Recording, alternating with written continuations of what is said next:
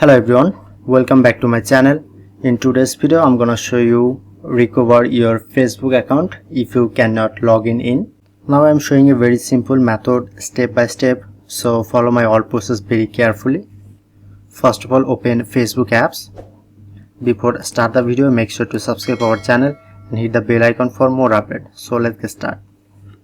Simply click on to log in to another account. Now I am trying to log in account.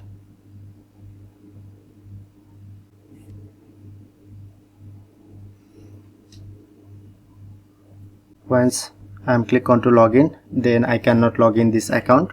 So don't worry, click on to forget password.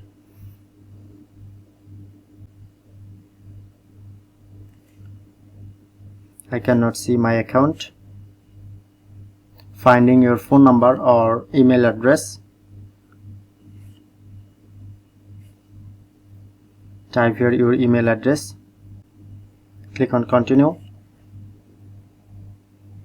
And finding your Facebook account, click on to continue.